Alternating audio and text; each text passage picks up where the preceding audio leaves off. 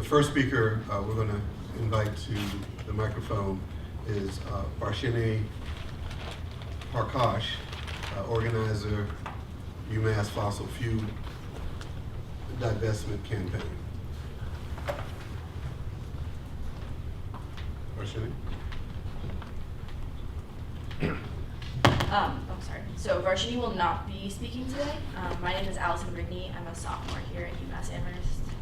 And my name is Christy Herman, and I am a junior here at UMass Amherst. We first wanted to just address the accessibility of this meeting. So we have been organizing for over 2 years, and we were given 3 minutes to talk at this meeting. And we've built power, we've built students in support of us, and we wanted to show that we have a big coalition of people who think this conversation is really important, and we were told that we were not able to come to this meeting. And this is supposed to be a public meeting, and it's a meeting where discussions and decisions are made that directly affect students, and I really feel like it's incredibly important that students are not only allowed and welcome to come here, but they're encouraged to be at these meetings and to be engaging in this work. So we feel like it is really, really inappropriate that we were told that we're not able to be here, and that if it is a space issue, then maybe we need to make sure that these rooms are bigger so that students can engage in this and be here to support speakers like us.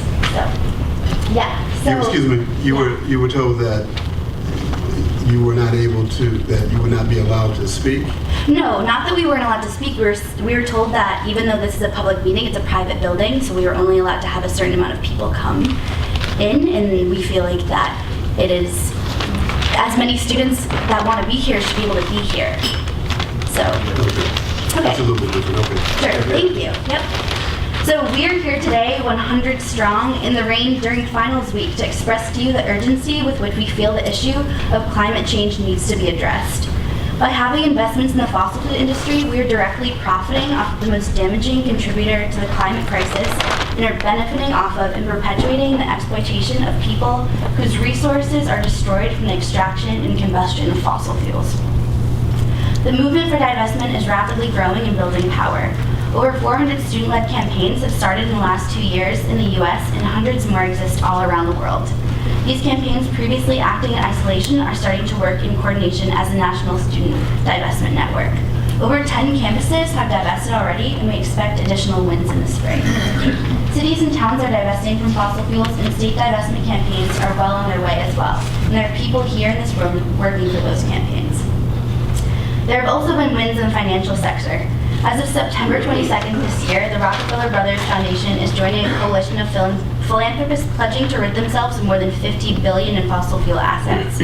Cambridge Associates, a major leading financial advisor to foundations and endowments, has taken a stance on the issue and created a fossil-free investment portfolio option. A major institution in opposition to divestment has now come around to support the tactic. Climate change is a justice issue. It is a racial and an economic justice issue. We stand in solidarity with struggles happening across the nation, from racial justice fights to workers' rights. We resonate strongly with the chants we've heard in the streets of "I can't breathe."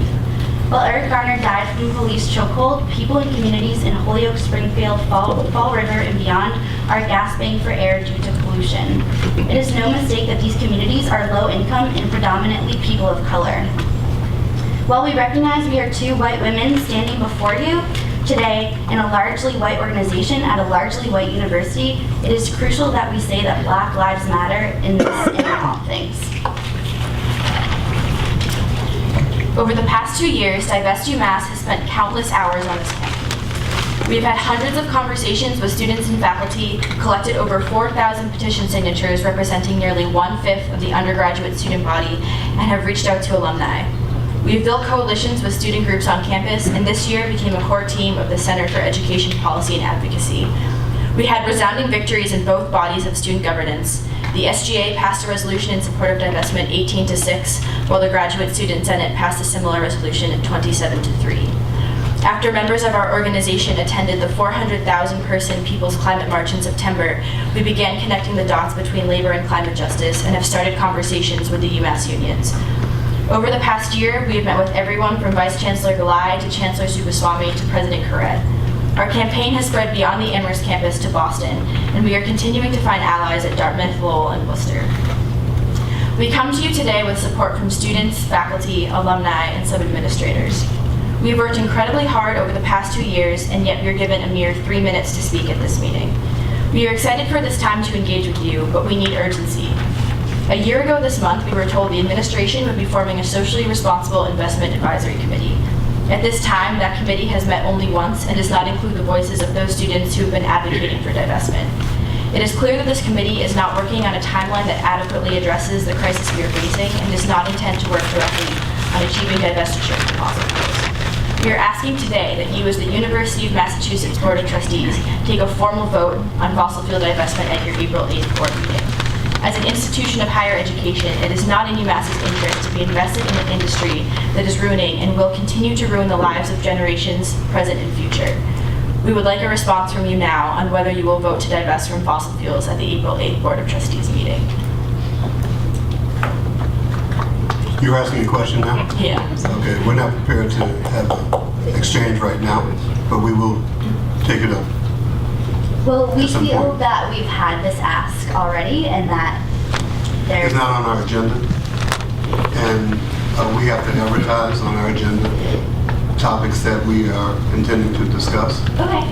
and so it's not appropriate for us to do it now. Well, we But I just... do have something to say to you when you finish. Okay, we just feel that you don't have to, like, do have a discussion right now. We're just asking you to have a vote, and that's in 4 months from now, and we feel that the creation of this STRIAC was created to have that already been happening, and to have that be 4 months away and you say that you can't make a decision on that, we feel is pretty unacceptable. Your request is duly noted, and we will take it under consideration.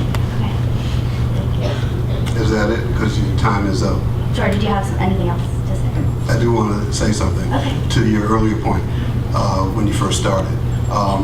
We think that it's very important that all of our students have an opportunity to participate in the democratic process, and we should not do anything to interfere with that right.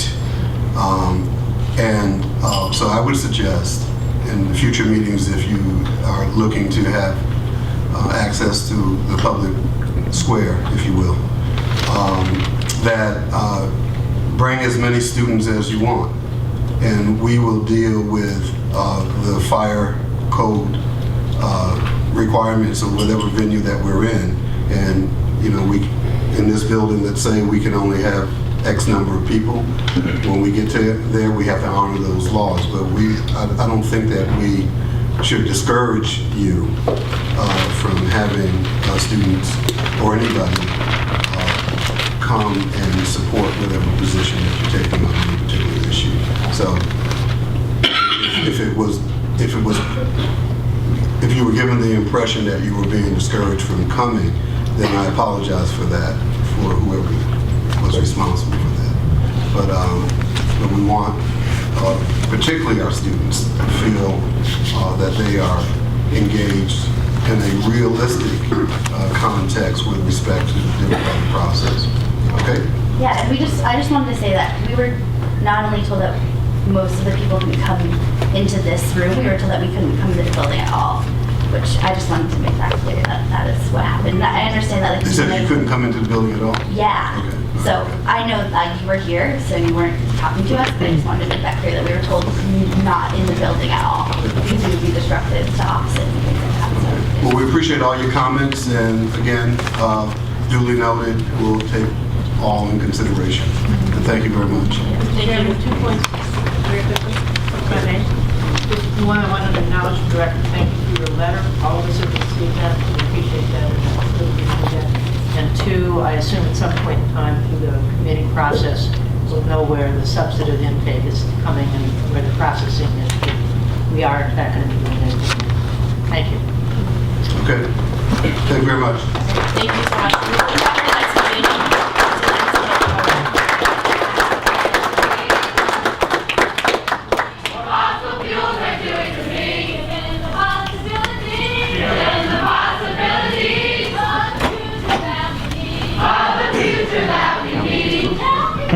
Okay. Joan Martone, co-chair, Professional Staff Union, MTA, and NEA, UMASS Amherst. We'll give that a little, about 20 more seconds. We'll be back. We'll be back.